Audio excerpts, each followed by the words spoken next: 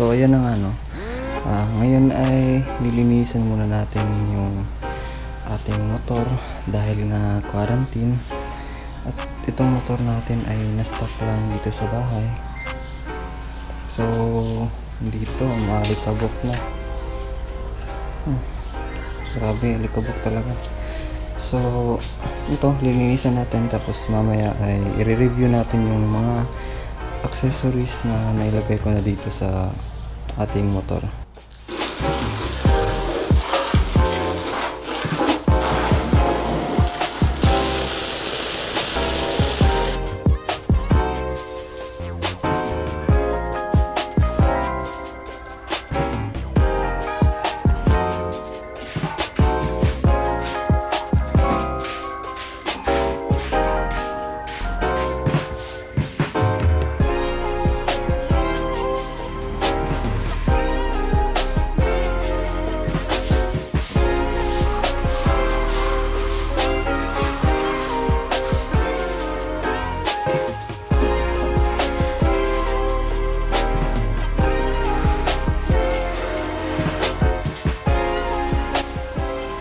So ngayon ay tapos na nating linisan at proceed na tayo sa pagre-review ng mga accessories nitong Beat FI natin. So ito na.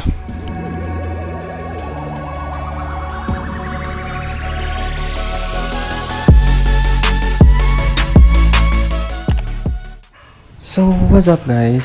So ngayon ay sabi ko nga kanina ay i-review natin yung ating motor, yung mga accessories na ilagay natin sa ating Beat FI.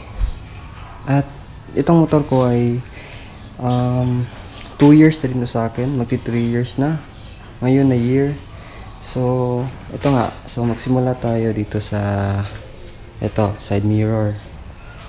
Ito ay brand niya is Global, as you can see, Global. So itong side mirror na to ay nabili ko to nung bagong-bago pa lang yung motor ko. Kasi nga, 'di ba, mostly sa atin pag tayo ay bibili ng motor, hindi talaga natin gusto lagyan ng side mirror kasi nga sabi ng iba pangit daw. Walang ka-design yung stock na side mirror. So ayan, ito yung unang pinalitan ko sa motor ko talaga. Itong side mirror na to. So ito maliit lang siya, pero may isang side mirror din ako yung malaki, kasi nga yung stock natin na side mirror ay nawala. Di ko din alam kung saan ko nalagay. So ito na siya. Yung price nito ay nagkakahalaga ng 450 pesos. So yeah, ito yung una. So yung pangalawa ko namang nabili ay ito yung ating lever guard. So ito very useful to, especially para kung sample madisgrasya ka, wag naman sana, naproprotektahan yung handlebar at saka yung lever itself. So ito yung lumang model at wala itong brand, o nalimutan ko lang kasi kasabay ito ng pagbili ko nitong side mirror na to. So ito ay nagkakahalaga ng 180 pesos. So murang-mura lang siya kumpara sa mga bago ngayon na mga, like for example yung Rizoma na lever guard. Pero yung Rizoma naman is mas malaki yun kaysa sa itong lever guard. So next ay itong CP holder natin. Hindi na nakita. Ito yung CP holder natin. So ito ay nakakahalaga ng 250 pesos. So nabili ko lang to sa online. And hindi to yung kagaya ng iba na stable. At wala din itong yung parang pang charge. As in single lang talaga, pang phone lang. Tapos hindi siya stable, so nilagay ko lang to para wala lang, pampaganda lang ng motor. Pero maybe soon papalitan din natin to. kasi nga palagi na tayong naglo-long ride at medyo gamit din yan kasi kung gagamit ka ng GPS, di ba? Pwede mo ilagay yung cellphone mo dito. So next naman is next tayo is dun sa ito nga sa mag sticker. So as you can see, full ito. So hanggang sa dulo ng mags. So magkabilaan yun. So ito ay nabili ko sa halagang 550 pesos. And then actually guys, pina-customize ko ito kaya umabot siya ng 550. Ewan ko if mura na ba yan, pero feel ko mura na yan kumpara sa iba. So ito siya. So front and back yan. So ito na. So yan, kabilaan yan. Ito din. So next naman guys is yung ating yung oil cap natin. Magkakahalaga ito sa halagang 250 pesos. Brand nito ay Hero ba? Kaya tama. So nabili ko lang to sa sa Shopee. Mahal kasi yung shipping fee kaya umabot ng 250 pesos. Bali 100 pesos yung shipping fee, 150 yung original price niya. Pero gastos ko lahat is umabot ng 250. Malayo kasi yung sa amin, nasa Visayas area, so malaki yung shipping fee. So ang next naman natin ay itong mga axle caps. So yan, magkabilaan yun. Actually, ito na yung pangalawang bili ko nitong axle cap na to. Kasi nga, yung dati, nasira kasi sumayad. Dito kasi sa amin, sa Dumaguete, uso dito yung mga parking boy. And, hindi naman sinadya, hindi lang talaga naingatan ng maayos. So yun, pagkuha sa motor, nasagi. So ayun, patay. So next naman natin is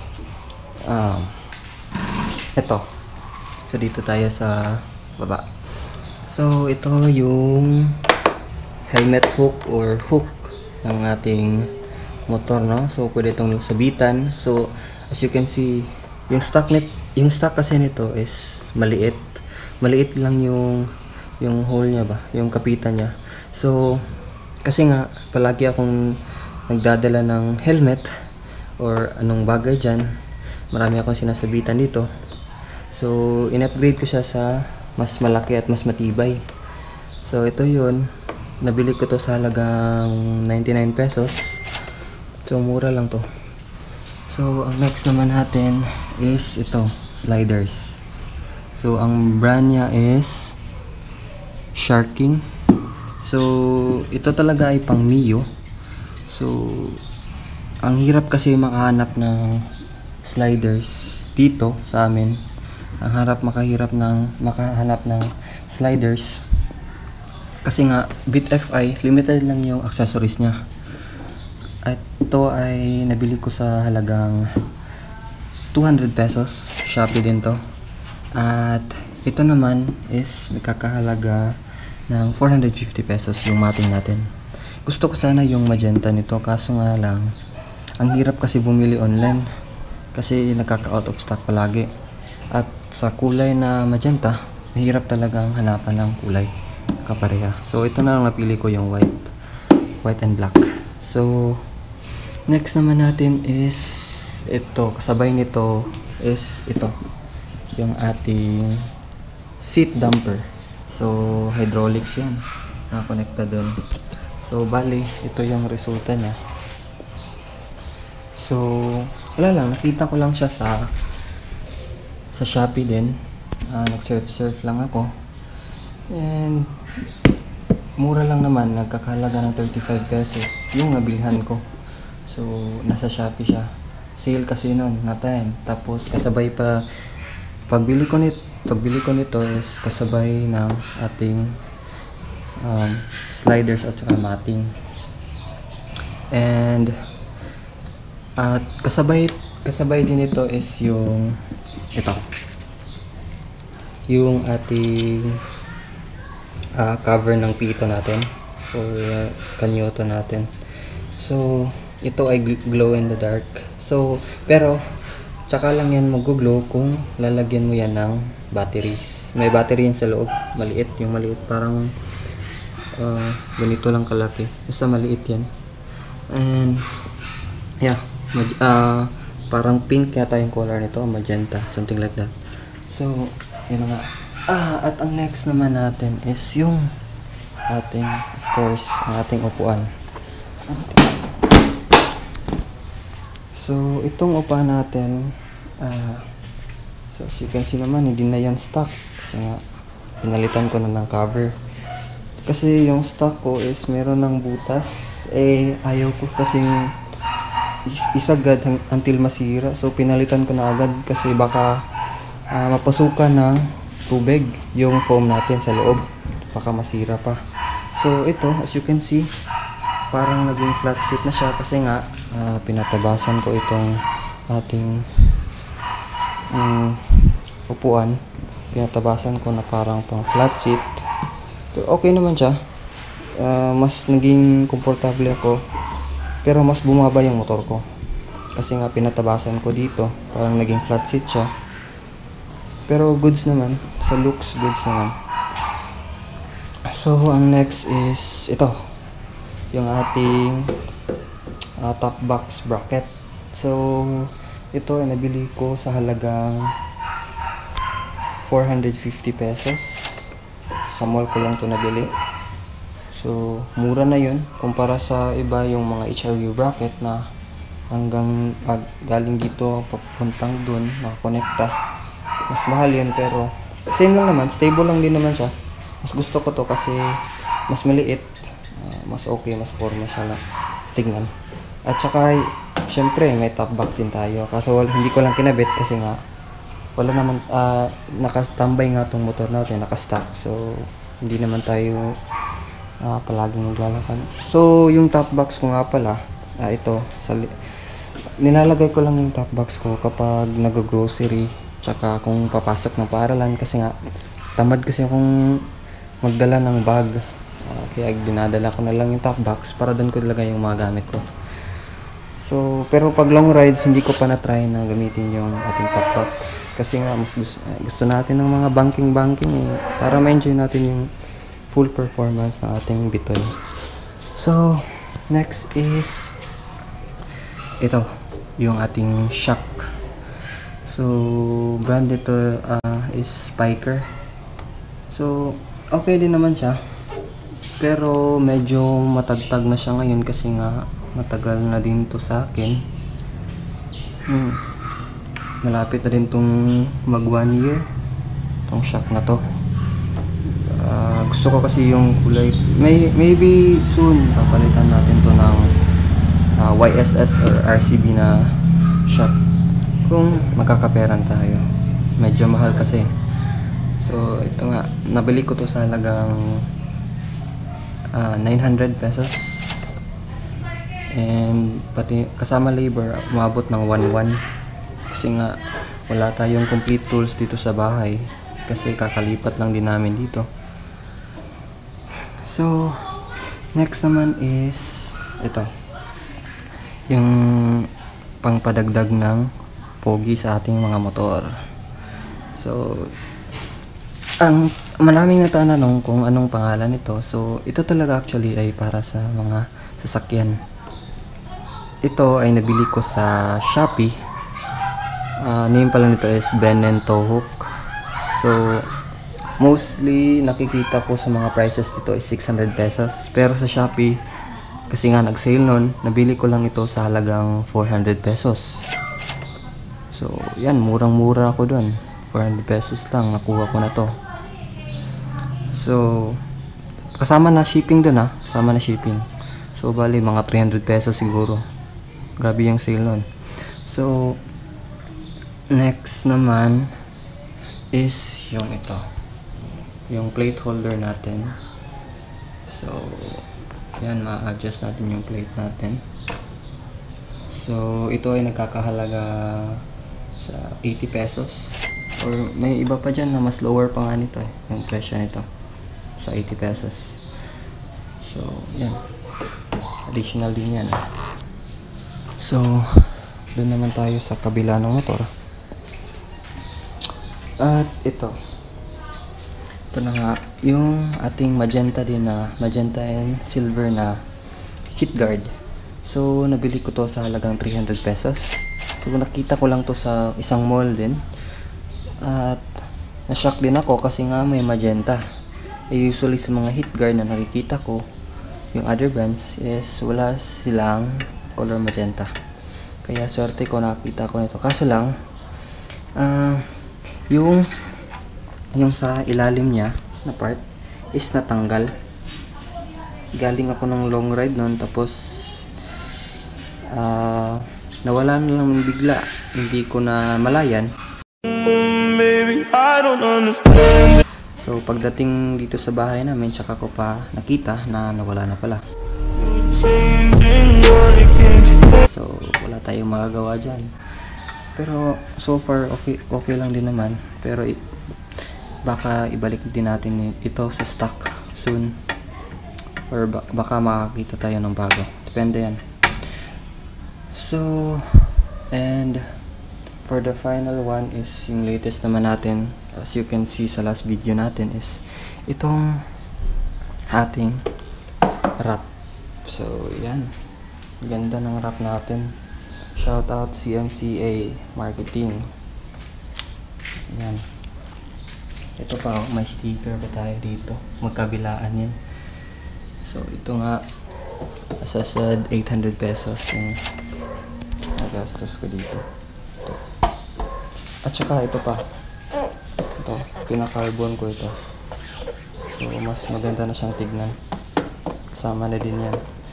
At, may nalimutan pala tayo. So, ito nga pala, yung ating visor. So, limitado lang kayo makakita ng Beat na may visor. So, visor na to is hindi talaga pang Beat. So, as you can see, pinikit lang to. Dinikitan lang to ng may tiban yata yung dinikit ng mekaniko. Kasi itong visor na to is for sniper talaga. Sniper na 150. So, wala lang, nakita ko lang sabi niya pwede naman daw gawan ng paraan. So, nilagay ko na. So, ito ay nagkakahalaga sa 150 pesos dun sa nabilan ko. Pero I think mas mura pa to sa ibang stores. At saka last is may last pa pala. Itong ating light bulb lang to. So pinalitan ko ito ng LED. Ito brand nito ay Global. At saka yung park light nga pinalitan din natin ng LED. Kasi nga yung stock nito is color yellow, which is super mahina. Kaya pinalitan natin ng LED para mas malakas yung ilaw natin. Lalo na ginagamit natin ito lumalabas tayo ng gabi. At yung daan patungo dito sa bagong bahay namin ay masyadong madilim. So, ang performance niya okay naman. Goods naman. Satisfied ako sa performance. Pero mas okay pa din yung full LED system talaga niya. Like, yung mas mahal. Yung may sariling connector talaga siya. Hindi yung bulb lang. So far, yun lang po yung mga accessories na nailagay natin sa ating motor. And furthermore, yung plano ko kasi nito, maybe soon yung mga necessities naman itong motor, kagaya ng ating yung ating tires, kasi nga pudpud na. Pero so far, kasi itong tires na to, matagal na to sa akin. So sabi ko nga mag 3 years na yung motor ko. Pero so far hindi ko pa napalitan yung front at saka yung back. May kabig pa naman siya, hindi pa naman siya ganun kapudpud. Pero nararamdaman ko na yung dulas, no, pag nagra-ride tayo. So soon bibilhan natin yan ng tires. So at saka yung next project ko kasi is dito sa ating panggilid or sa ating CVT dyan. So papalakasin natin yung ating motor. So yun lang naman so far. So ayan na, i-wrap up na natin yung ating video na ito na tungkol sa accessories ng ating motor. So far so good. As you can see naman, okay na okay. Tignan yung ating motor. So, yun na po yung mga accessories na nailagay natin sa ating motor, sa ating Bitoy. At saka, maybe in the future, baka, siguro, di natin alam, makakabili tayo ng mga bagong accessories na ilalagay natin sa ating motor. So, huwag kayong mag-alala kasi i-update ko kayo sa mga bagong accessories na nabili ko, pampaganda man yan o pampalakas ng motor. I-share ko din yan sa inyo. So, sa ngayon, stay safe lang muna tayo. Huwag muna tayo mag-ride. Sa bahay lang muna tayo kasi nga, COVID pa ngayon. At hintayin lang natin na matatapos to. So, matatapos din to. Alam ko yan. Matatapos din to at babalik din sa normal ang lahat. At makaka-ride na din tayo ng kagaya ng dati. So, yun na po. Salamat po sa pakikinig at pag-watch ng aking video na ito na about sa accessories sa aking motor.